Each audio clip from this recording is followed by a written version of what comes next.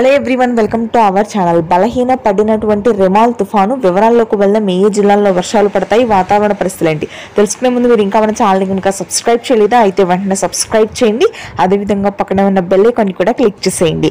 ఇక లేట్ చేయకుండా వివరాల్లోకి కనుక వెళ్ళినట్లయితే బంగాళాఖాతంలో ఏర్పడినటువంటి అల్పపీడనం తుఫానుగా మారింది.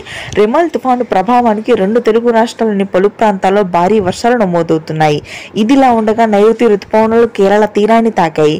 రానున్నటువంటి వారం రోజుల్లో తెలుగు రాష్ట్రాల్లోకి విస్తరించే అవకాశాలు ఉన్నాయి. జూన్ మొదటి వారంలో రెండు తెలుగు రాష్ట్రాల్లోనూ భారీ వర్షాలు కురుస్తాయని వాతావరణ కేంద్రం వెల్లడించింది. ముఖ్యంగా శ్రీకాకుళం, విజయనగరం, విశాఖపట్నం ప్రాంతాల్లో రెమాల్ తుఫాను ప్రభావానికి భారీ వర్షాలు కురుస్తాయి. మధ్యాంధ్ర, గుంటూరు, కృష్ణా, హైదరాబాద్ పరిసర ప్రాంతాల్లో రేపటి నుంచి మోస్తరు వర్షపాతం నమోదవుతుందని వాతావరణ కేంద్రం తెలిపింది. ఇక ఆ తర్వాత మధ్య తెలంగాణ, హైదరాబాద్ పరిసర ప్రాంతాలు, ఖమ్మం, భద్రాద్రి, కొత్తగూడెం, మేడ్చల్, మంచిర్యాల ప్రాంతాల్లో కూడా చిరుజల్లు, మోస్తరు వర్షాలు నమోదు కానున్నాయి. ఇక రాయలసీమ వ్యాప్తంగా నైరుతి రుతుపవనాల ప్రభావంతో జూన్ మొదటి వారంలో కుండపోత వర్షాలు కురుస్తాయి. ముఖ్యంగా కర్నూలు, అదేవిధంగా చిత్తూరులో మొదటిగా వర్షాలు మొదలవుతాయి. ఇది ప్రస్తుతానికి latest weather update. Thank you.